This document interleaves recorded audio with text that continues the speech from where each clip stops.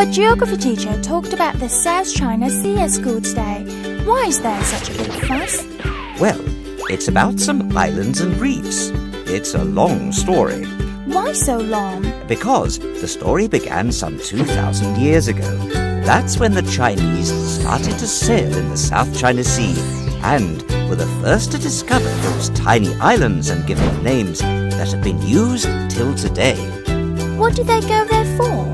For fishing, mainly. Conches, sea cucumbers, shrimps, giant clams. Ooh, cool. And it wasn't exactly easy to sail back in those days. They only had small boats. It took them days to get there from Hainan. Wouldn't they get lost? Oh, they had compasses, didn't they? And maps, many maps, which they kept updating. During the Yuan dynasty, the emperor started sending the navy to patrol the South China Sea. Oh, I never realized they could handle ships as well as horses. Then, about 600 years ago, came the great Chinese admiral Zheng He. He led an armada and made 7 voyages to Southeast Asia, the Middle East and Africa. Some say his adventures are the inspiration for Sinbad in the tales of the Arabian Nights. Sinbad? I love Sinbad. So what did Admiral Zheng He do exactly?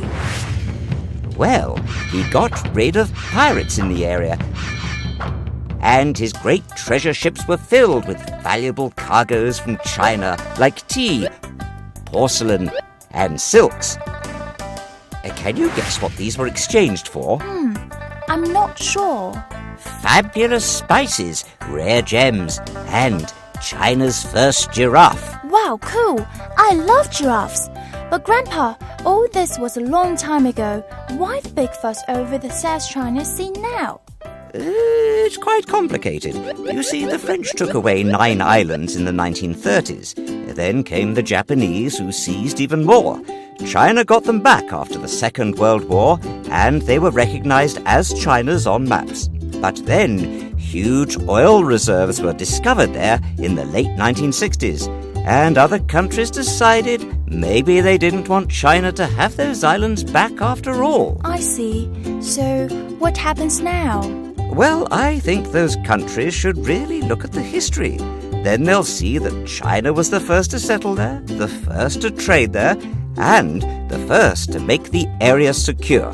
Shall I tell my geography teacher that? Oh, by all means.